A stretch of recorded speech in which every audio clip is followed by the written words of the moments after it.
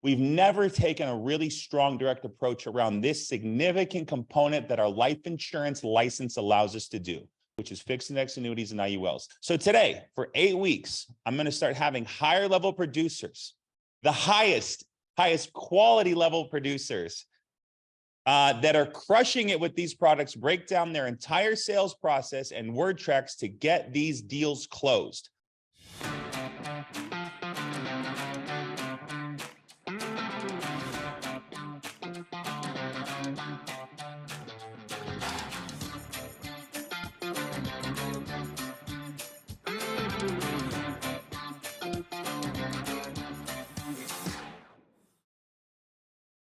Hello, everybody. Grady Paulson here, Family First Life America. So excited to have two-time Hall of Fame producer and Annuities Specialist pro to the stars, Mr. Spencer Faggioni, on with us today.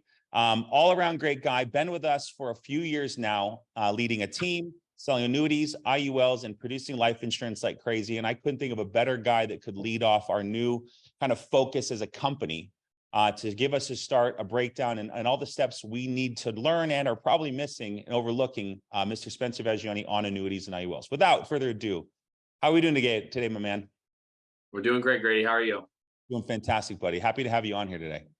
Dude, happy to be on, man. Happy to watch our company take a change that I think has been a little bit overdue, but I'm excited because if there was ever a group of people that I was confident could take on a new skill set, a new task, it's these people right here. What a better place than to start this with FFL America. Like, I mean, I think we got the team for it. I agree, man. I've got a lot of people sell a ton of life insurance, and just, it's, you know, and I'll be honest, man, I got so focused on selling and recruiting that I missed this additional component that could have possibly doubled or tripled my income, saved me some chargebacks, could have really expanded my clientele base. To move into working with higher net worth clients, because I would have started having more confident conversations with all the people I was talking to. And we've got a bunch of phenomenal producers. We're just missing a component. So that's why I'm so excited, as someone that has spearheaded this for years now, to give you a platform to start to really educate us all on how to capitalize on this. Yeah, and I think, you know, I'm excited to have been able to position myself early on with Family First Life to be in a position where I can train others on this, because it's changed my life personally in so many ways, that more than I could imagine. Because when I came to Family First Life many years ago, before Grady was here, it was all about the simplified issue life insurance. And it's not that hard. Like, yes, you fine tune your craft over time, but once you have the hang of it, you have the hang of it. And so someone like myself and many of you that are watching and tuning in, you're probably hungry for a little bit more. You're hungry for a bigger opportunity to get a bigger slice of the pie. And this is how you do that. And so that's kind of where I got it started into this. I knew my license gave me access to sell other products, but which products did I want to focus my next step, my next mental bandwidth on? And it really fell on the FIAs and IULs, but I'll focus most of my time today on FIAs because those have been a game changer for me. Awesome. Well, I mean, you are, I'm just going to screw it up if I talk more. So I'm going to literally, whatever you need me to do or not do, the show is yours, Mr. Faggioni.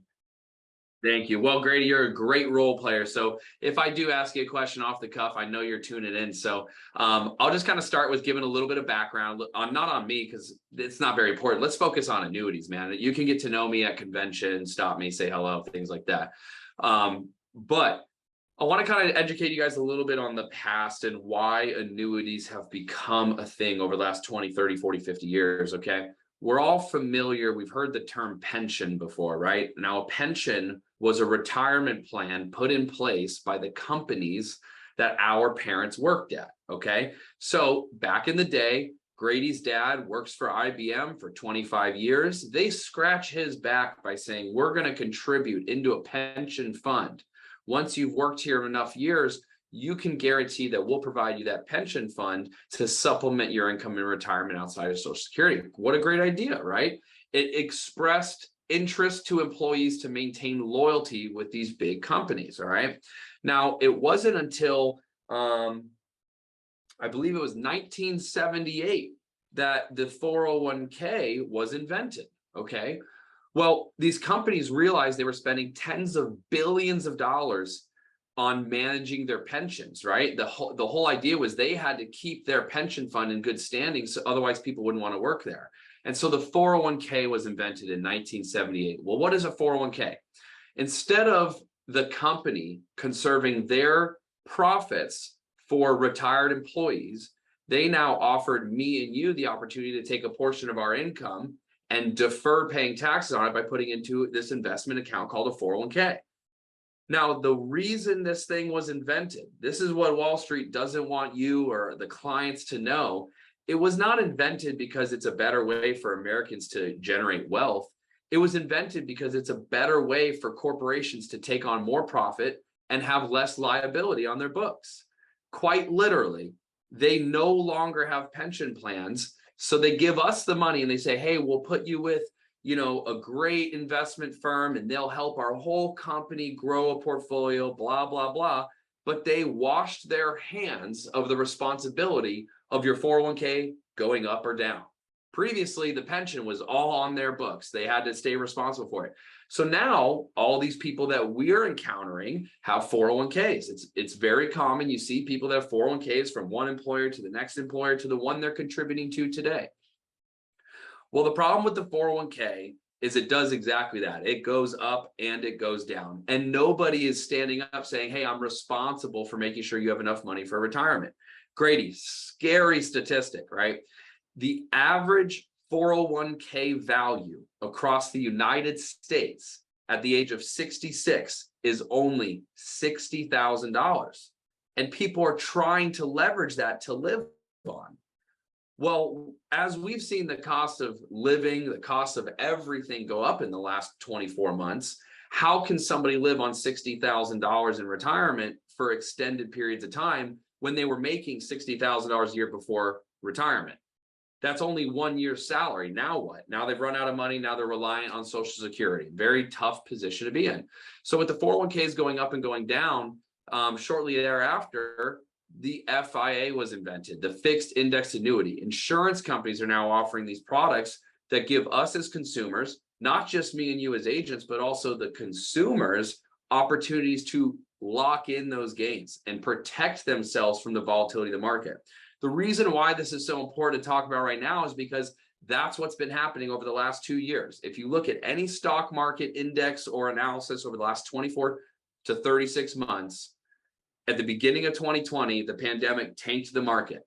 Now it came back quickly, but that volatility scared so many people. And that's the market we're in right now. So in depressionary cycles, it is the #1 time in the market to offer clients fixed index annuities because they offer so much for the client, right? A common annuity has a function where you can never earn less than 0% in any given year, okay? They have something called options, whereas a 401k has stocks and mutual funds. Well, an option is exactly what it sounds like. They have the option to withdraw their funds from the market when the market goes down. They have the option to increase funds in the market when the market's going up. And those are the kind of ways that you and I, as well as our clients, can take advantage of this. So the FIA has kind of been the fix-all, right? Now, it's not a great product. I mean, it's a terrific product for many. Seldomly, it's not the right vehicle, but the people we meet with, Grady, the blue collar, the white collar worker, the people saving for retirement, 90% of the clients we meet with are savers, not investors. And they've been in this vehicle, the 401k, that just hasn't scratched that itch for them. And so as you guys are transitioning into your life appointments this week, one of the things that I need you to keep in mind is the culture change that Family First Life is going through right now. We have built the most badass IMO that's ever existed and ever will exist when it comes to producing simplified issue life insurance and advanced life insurance. We are the people. We are the ones that people are terrified for their agents at their practice companies to find out about because they know they can't compete. You know what these companies have been doing for the last 3 years, though? They've been telling their agents, don't go. We have this big annuity funnel. We have this big annuity channel. We have these giant annuity resources. But I'm here to tell you, no more. That time has come and gone. We are going to set a new precedent here at Family First Life from this day onward, where we become the juggernauts of the entire insurance industry in all aspects of what we do, okay? We're already expanding on the healthcare and the Medicare and the Med Sup front. We are the people that are going to be able to solve every single one of our clients' insurance needs and issues, okay? So what does that look like? That starts with me and you in a way where we constantly get so obsessed with learning more about these products, right? And I'm going to share with you kind of how I began, what gave me the first taste of annuities to get me interested, right? And what gave me the first like periscope into it really had to do with the comp structure, right? I thought to myself, wow, I earn great commission at Family First Life by offering and protecting families, offering them the life insurance that they've asked for. Okay, I'm not cold calling anybody. These people are asking me for it. I earn a totally fair income. Very happy with that. How come I only earn 4, 5, 6% on annuities? And somebody made the comment to me today and they said, well, it's 6% or 5% of whatever. And I said, okay, what does whatever mean? They said, simple as this, Spencer. If you help somebody roll over an old 401k that's got $600,000 in it, and you make a solid recommendation, you put them in a product they like, and they roll into the annuity, you're going to earn 5% of that total amount. Quick numbers, folks. That's the equivalent of protecting 30 families in 1 or 2 meetings. I don't know how often, I don't know. There are people that are better than me in life insurance sales here. However, I'm very confident that I've got it pretty dialed in. Never in my life have I been able to do a 30 family policy in 1 meeting. It's just not, it just hasn't happened, right? So why is it that it pays so well? Well, because these insurance companies are offering the clients great bonuses, great products, but they're offering us a great, finder's fee. And so as soon as I kind of learned that, I was like, well, wait a minute. If I just keep asking people and I find the money, eventually someone will have just broken up with their advisor, or have just left an employer, or they have just begun retirement, or in our case now, they will have just opened that statement a week ago showing they lost $12,000 in 1 month. Nothing hurts more than having your own money that you worked for stripped away and taken from you, okay?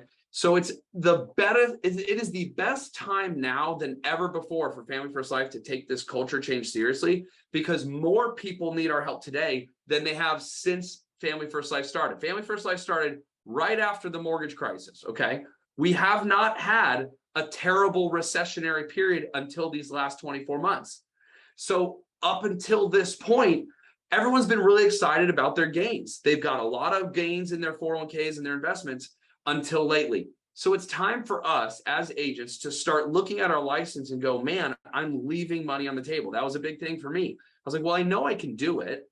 I know it's just me learning a product, and I'm letting all this money walk past me like I don't want it. Well, newsflash, money helps me grow my business. Money helps me launch hiring campaigns. Money helps me increase the intellectual capabilities of my staff. Money helps me reinvest to my business, where, believe it or not, my returns are far greater than the stock market. If I put $1,000 into leads, well, I'm probably going to protect 8, 9, 10 families off that. There's no stock out there, no Tesla, no Mac, no nothing that can give us those returns. So how do I generate more capital? By protecting families, offering them great products. That's where the FIA comes in, okay? So one of the things that you need to start doing right now is start understanding the language around an FIA. And it's not hard. It's not rocket science. They're just words. These words have been in Webster's Merriam Dictionary for 100 years, okay? These didn't come up a month or 2 months ago or 6 years ago. These words exist. It's not hard to Google the definition of a meeting, okay? One of my most valuable and favorite resources is Investopedia.com. Exactly what it sounds like, Investopedia.com.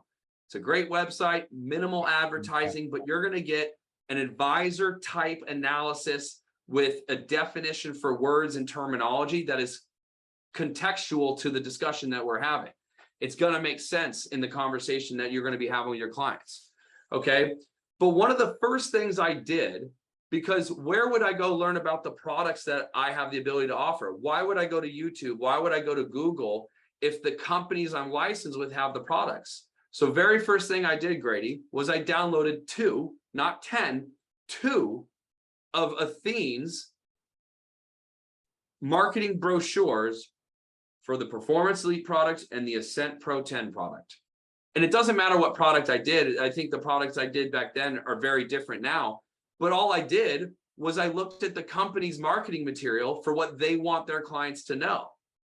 Why not that be a great place to start, right? This is the material they're putting out there to help agents offer these products to clients. So if I'm going to be offering these products to clients, I should start learning those products right there.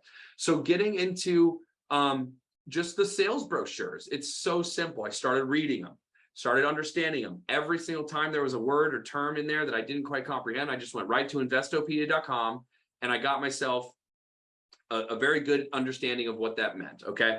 So that was a great way for me to get started. Okay. Then shortly after that, I started asking the questions in the home. We've all heard the golden question.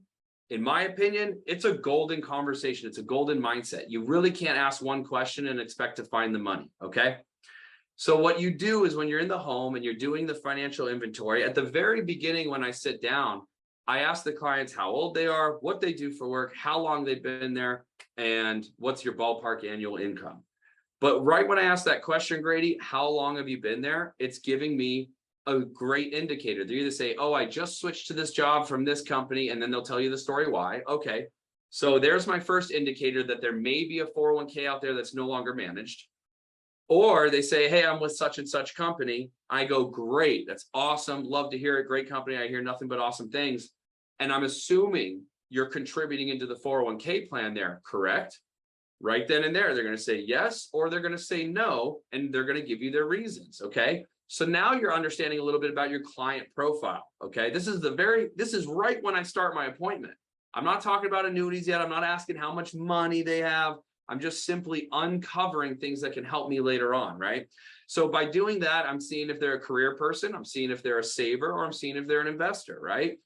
So you're going to get a good idea, a good feel for them. So then you go through the rest of your financial inventory, you go through the health and medical questions, and then you very shortly, you get to the golden question. What do you have that acts like life insurance? Things that have a named beneficiary, things that pursuant to death, they're going to be passed on to the beneficiary of your choice. Stocks, bonds, mutual funds, CDs, 401ks, any sort of savings, anything that you may have that you want your wife to have to help her pay these bills on this home or the death benefit, et cetera. That's where you're going to find exactly what the money is, where it is, and who has it. So questions I ask are like, okay, and you have $207,000 outstanding. That's awesome. You should be really proud of yourself. What have those statements been looking like over the last few months?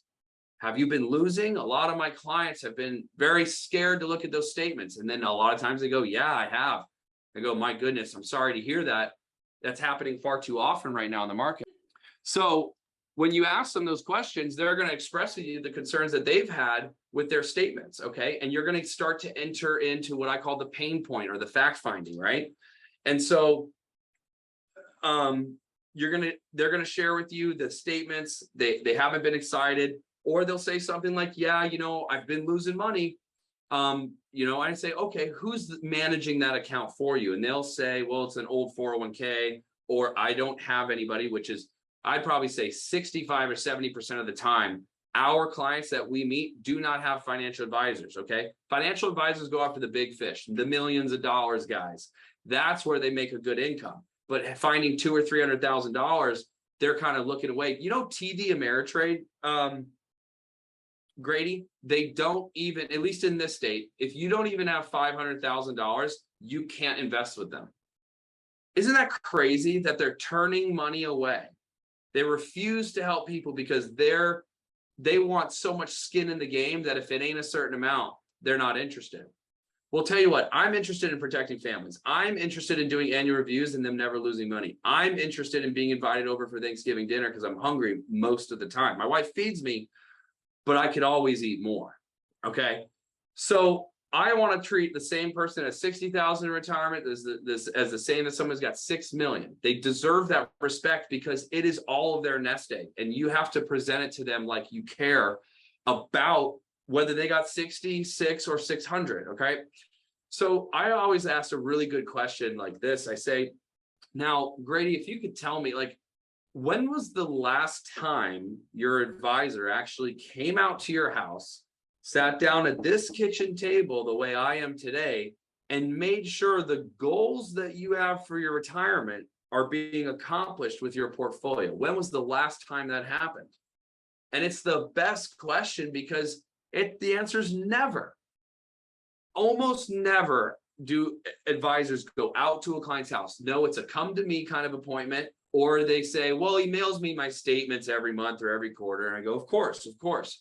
So that you're aware, those statements are automatically printed. Oftentimes they never make it to his desk. They automatically get printed and mailed out to the address on file. Has he ever called you up to walk you through what your statement means? Because I understand they're very complicated to look at. It's almost like Greek, right? It's eating ice cream with a fork. It's kind of hard, okay? So they always say never. It's far too often that these folks are getting the attention they need in their portfolio. And then to compound the last 12 and 24 months where they're losing money, now, without ever recommending an FIA, I have already established a grounds to be able to continue to speak on that. So that's a really good way to kind of mold into that conversation and set the table to begin talking about their money. What's wrong? What's right? Why don't they like it? What are their concerns? Hey, if you could tell me what your biggest fear is in retirement, I mean, you're in the third trimester of preparation. You got 10, 15 more years to work. Are you concerned about potentially not having enough money in retirement? Maybe put that fear in their mouth. But sometimes I like to say, what would you say your primary concern is about your retirement today? They'll tell me. And oftentimes in 2015, US Business Weekly and Harvard did a joint study on 10,000 retirees who found that 7 out of 10 retirees' number one biggest fear is running out of money. So if you're asking a question, Grady, that statistically, 7/10 of the responses are going to be one answer, don't you think you could have the rebuttal lined up to help them comprehend that there are alternative options? The answer is yes. So I'm setting the table for myself to succeed. And it took me a long time to get out. Okay, I wouldn't say it took me a long time to get there. It took me months of being tired of leaving the money on the table. And then I realized one day, I was like, what's the worst they could say? No, don't talk to me about this. Not a problem. Let's focus on that life insurance. Boom, right back to the topic. All right. So those are kind of like your entry level discussions of how to get the conversation going. Now, I want to remind you guys, that's how I do it. You will find your own technique. You will find your own way. Grady is a terrific life insurance underwriter and salesman. I also am very confident in my ability. However, my presentation differs vastly from Grady's. They just are different because we're different people. So start with what you're seeing that's working. Start with what Bradley Allen has trained you on. Start with what I have shared for you. Start with what Jesse Hantla has used as his discovery questions in the home. These are really good starting points. Once you get very comfortable with those conversations, branch into your own terminology, branch into your own way of explaining these things. Okay.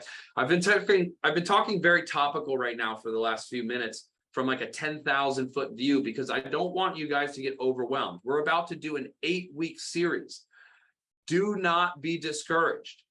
You guys are going to have plenty to sink your teeth in these weeks to come.